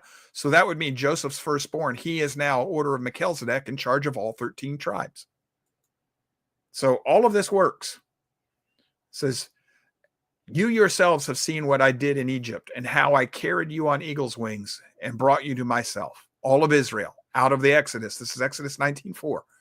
That's Israel right here. That's Joseph's dream. He is the head, the leader of Israel. So this is all of Israel born on eagle's wings. In the wilderness. He says, I carried you on eagle's wings and brought you to myself. This is in the wilderness. He took him into the wilderness. That's the woman. I don't know if I did it, but that's the woman in Revelation. We'll get to her, I guess. But that's the woman in Revelation who's taken into by the wings of eagles into the wilderness for so many years. Well, that prophetic time ends on 1776. We are in the wilderness in the Gentile nations. Now, for those of you who have seen this flag, the dollar bill, look, it's Illuminati and pagan symbols and all this other stuff. Yes, that's one way of interpreting it. But remember, Satan takes the things of Yahweh and twists and perverts them. The all-seeing eye of Yahweh. Well, that's a pagan symbol, Joe. It is now, but Yahweh is said to have an all-seeing eye. Remember, he's got 7 eyes and 100 and thousands of eyes, and the eyes of Yahweh are all throughout the prophetic language. You'll find the eye of Yahweh, that he sees everything. You'll find that idea in the Bible. The patriarch Joseph spent many years bondage in Egypt. So there's your pyramid. Nova Order Suclum, meaning new order of the ages. See, that's new world order, Joe. Yes, it is. But that could also mean the new order, the kingdom reign. You have to remember what I said earlier in the show. It's a decision of interpretations. So Islam can interpret the Bible its way. And they can say it's right, but you can turn around and interpret the Bible Yahweh's way, and Islam becomes Antichrist. Mirror order of things. You can believe in evolution, and there'll be enough evidence around that if you interpret it that way, even though good scientific and logic investigation will tell you evolution's a failed idea, there's still going to be enough clues here and there that people can falsely, fallaciously weave them into a story that supports their false beliefs. So whether or not the dollar bill is a symbol of Baal and Egyptian, which if it was Baal and about money and Egypt and things like that, I would expect Canaanite symbology, not Egyptian symbology.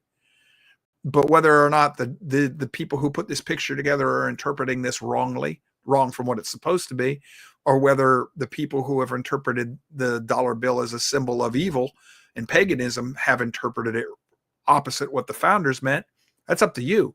But knowing the founders, I would tend to think that this is the spirit of Yahweh in here talking to his people. And pagans turn it on their head for their purposes. Remember, that goes back to the divine council worldview. That fits perfectly with that ideology that the worlds turn truth upside down for the benefit of their false gods. And then it says, to Eusebius, it's literally the we have prospered understanding. The motto is directed at Joseph, which that's in scripture. So that motto would go back to scripture. The great period of Gaza is pictured with 13 steps, so 13 tribes. And then at the bottom, a reference to 1776. That's one of the prophetic times. So you could look at this any way you want.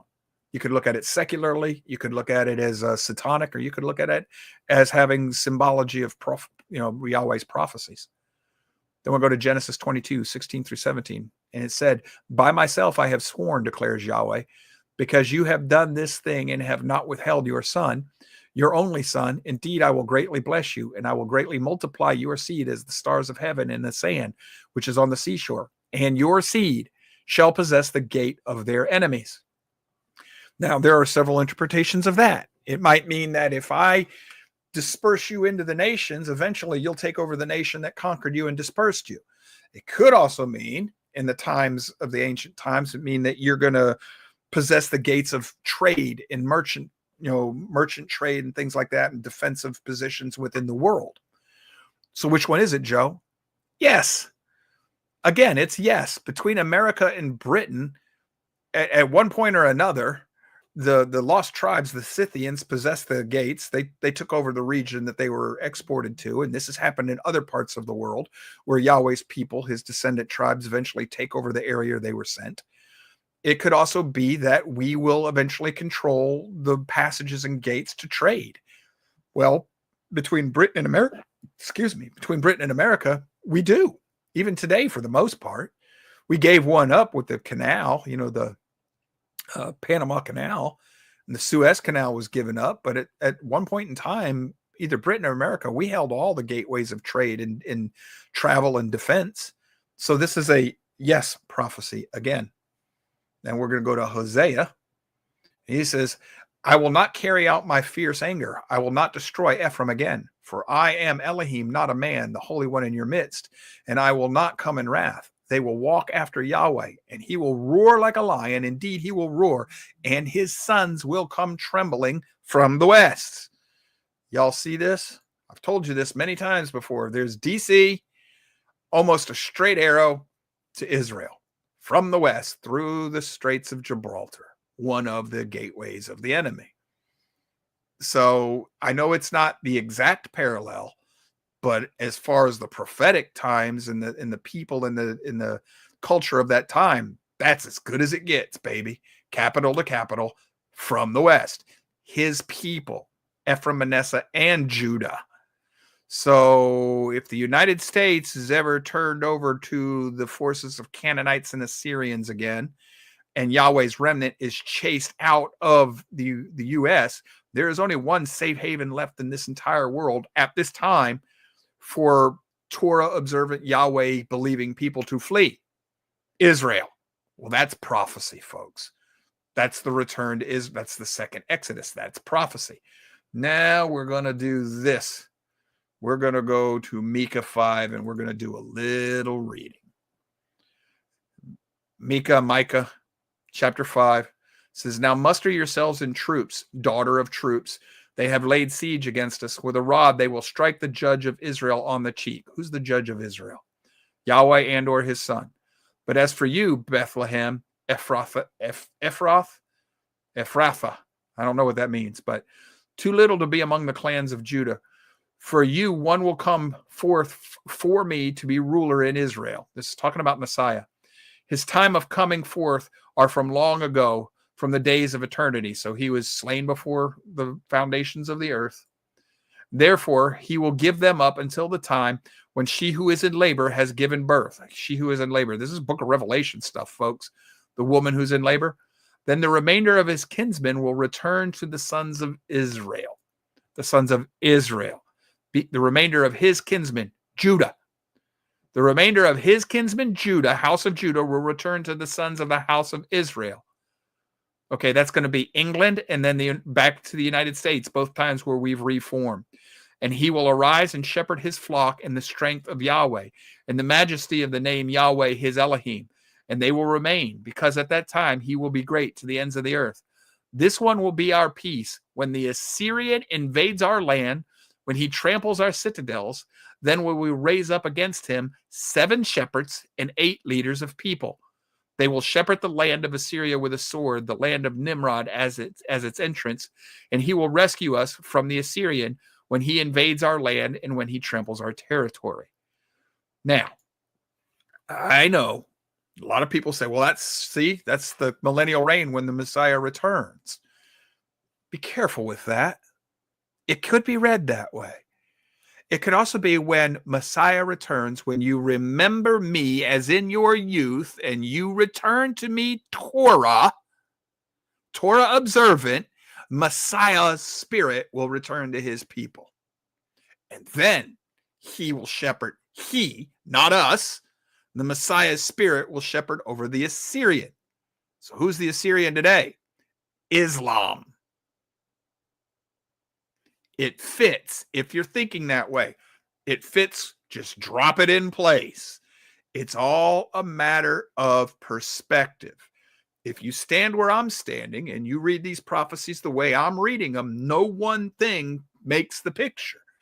Put it all together, that picture's crystal clear. So what else do we have? Whoops, I want to go this way. The 8 shepherds, right? 7 and 8. How about, no, that's not where we want to go there. That's where we want to go. How about that? Where's the 8 shepherds in that, Joe? Well, that's very easy. You have England, Scotland, Ireland should be in there as well because they're quote unquote part of the United Kingdom. So that's 3. Canada 4, Australia 5, New Zealand 6, the United States 7. Where's the 8th? Israel. Well, why would I say those 8 shepherds? That's Ephraim and Manasseh. That's where Israel reformed in the world. The bulk, the seat, the majority of. The whole world is seated with Yahweh's people. But this English-speaking world, you know, those nations, they're predominantly Protestant Christian. That fits that prophecy. That fits the way I'm reading all of the prophecies, folks. So that's the end of that slideshow. But I got one other thing I want to show you. I might put this in the homework later, but this is Haplag groups and the lost tribes of Israel. There's no audio. This is just a video presentation. It's 5 minutes long. When you do these, be careful. But notice what this one says. Y DNA Haplag groups. I don't look at anything that isn't Y DNA. Also, this is in your homework from a couple weeks ago. This is who are Ephraim and Manasseh in Bible prophecy. This is a good guide. It's not what I would think of. All this work, everybody has something that I disagree with and they would disagree with me. But in general, this is a great guide. So you can find that in your homework too. If you'd like to, you can go back and research that. And this is pretty much about where I wanted to end. Just a few other things real quick. If you're also looking for a real short book on United States and Ephraim and prophecy, this is it. This is by Spikerman. He's prophetic. He's a Messianic Jew, but he recognizes who America is. It's not a big book, and it's in your homework. It's cheap. This book's in your homework. 31 Reasons the USA is Ephraim. This is why I tell you don't get caught up on that argument whether the USA or Britain is Ephraim and Manasseh. The people who wrote this book, they understand what they're dealing with, but they're in the ballpark, but they're up there in the top cheap seats. They don't understand the two houses. They don't understand the prophetic language. So they force an interpretation on things that can't be scripturally supported. It's not necessarily a bad book. It's just that they shouldn't be writing yet, in my opinion. So why am I doing this? You have to decide. I've got no problem with them doing this, so long as they urge you to continue your own research and show you where to go to get more work from it. But if they just want to write it and leave it as to draw attention to themselves, I got serious trouble with that. And that's what that book pretty much seems to do. He found a nut. Before he found out what the nut really was, he put his book out. I don't like that because I've read it. There's way too many things in there that I could give him scriptural. What about this? Is that he'd have no answer for. I'm not attacking the brother. I'm just saying that he's one of the examples. I wish he'd have done some more research before he wrote his book. Something's better than nothing, I guess.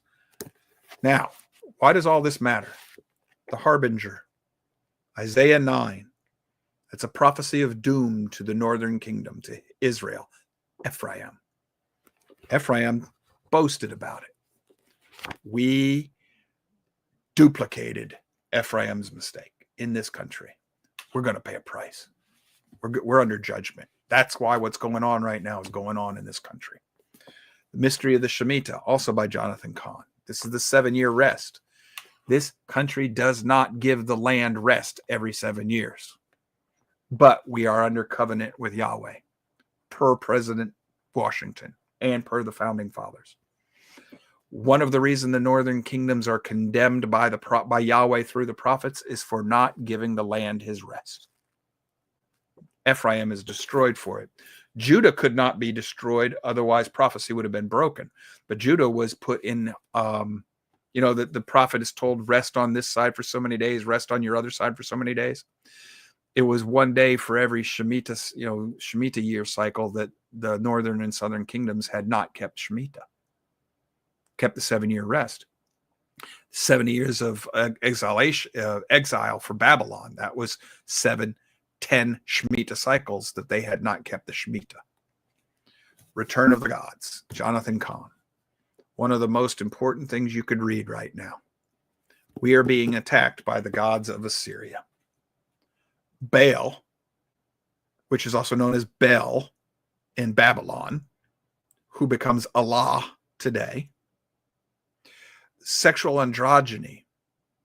Astropole in the Bible, but Ishtar in Babylon. That is the mother, the bride rather, the wife of Bel. Now, in canon, they are the moon goddess and the sun god. In Babylon region, it's the moon god and the sun goddess. They're flipped, but those two are also going to be connected to Tamar and Tammuz, rather, and the Queen of Heaven is Ishtar and all that stuff. That's the LGBTQ community. And then Moloch. Well, he is a Canaanite god, but he's also connected to Marduk, etymologically connected to Marduk. Moloch, he demands that you sacrifice your children. We're doing that through abortion and turning the boys into girls and girls into boys. All of the do justice in the world, we are literally swimming. We are dripping the prophetic characterization of Ephraim. If we expect a different outcome, we are fooling ourselves, boys and girls, brothers and sisters. We are fooling ourselves. So Yahweh's remnant. Yes, I guess you should try and turn your brothers and sisters in the visible church and wake them up. Yes. But if I were to advise you, I'd be telling you to find other members of the true remnant, keeping the Sabbath, trying to keep the Moedim, the appointed times, as they understand it, as best they can. You might want to consider eating clean. I know the prophecy says Ephraim will eat unclean food for many years. That's a prophecy of Ephraim in the latter days. Well, I thought the law was done away with and Jesus declared all food clean. Then why did the prophet, way before the four gospels were ever written, and people started saying, look, the book of Acts says you can eat whatever you want. Before that was ever written, the prophet is lamenting the fact that Ephraim's going to have to eat unclean food while he's in captivity before he returns to the Holy Land. Why would you lament something that's done away with? Why would Isaiah be condemning those people who go up on the mountains and try to cleanse themselves when they're eating unclean food of rats and pigs? That's an end times prophecy, Isaiah 66:17. It's so important. It's one of the few I've got memorized, brothers and sisters. Should tell you something if you know me. So why is that happening? Besides, Peter never told you he was told he could eat whatever he wanted. In that vision in Acts, Peter says, I have never eaten anything unclean. Which, by the way, is one of the reasons I question the series on The Chosen. Because in one of those, about the time I quit watching it, is when they had Peter saying, well, I ate a pork chop one time, and oh, it was so good. That's a blasphemy to me. Heresy. Goes directly against Peter's own witness in the book of Acts. Goes against the apostles' character and nature. I don't care if you're trying to relate to the average person. You can still do a really good movie, hold true to the scriptural messages. So that is woking the gospel. And this is one of the reasons I quit watching The Chosen. That, and I've found many, many, many more things where they break with teaching of scripture. Remember, true spiritual discernment is not knowing the difference between right and wrong. It's knowing the difference between right and almost right. And that's where Satan gets his knife in under our armors, our scales, our armored scales. He gets his knife in under there and makes a way in. You have to be wrapped in the full armor of Yahweh. And by the way, that's not Roman armor. That's the armor of Yahweh, is the garmentry of the chief priest. Well, Joe, I'm not a Levite. I can't be wrapped in. Yes, you can. You're under the order of Melchizedek now. You dang sure can be wrapped in all of the armor of the chief priest, because if nothing else, if you're male and you're a believer and you are doing things the way you're supposed to be doing them, you are the chief priest of your household. And if you are like with me, I've noticed something in my own life. I'm the firstborn male in my family. My father has passed on. I am now the head elder of my family. I am the chief priest for our family. And since I don't like leadership, I hate it. I eschew it. I don't want it. But I'll do it until Yahweh finds somebody better or calls me home. Since I've assumed that role in my family, I've noticed for the first time in my life, my family is actually looking to me for leadership. All of them. Even my aunt, who is my father's age. When you do things the way Yahweh's word tells us to do them, he blesses it.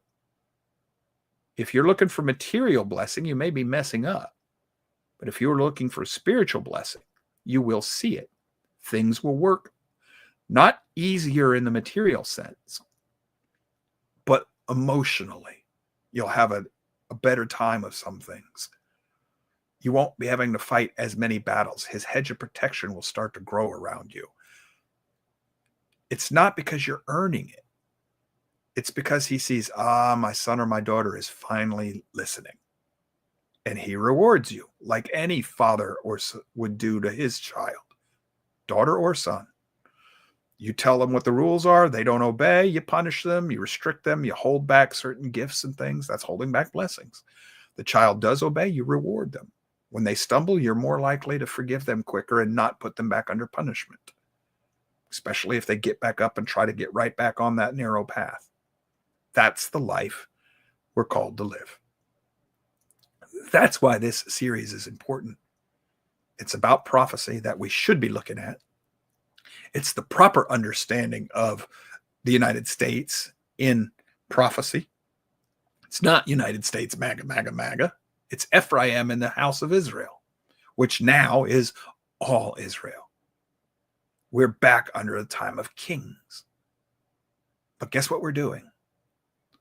We're starting to go back to every person does what they think is right. We all have our own idea. You are on your way back to as in a time of Noah.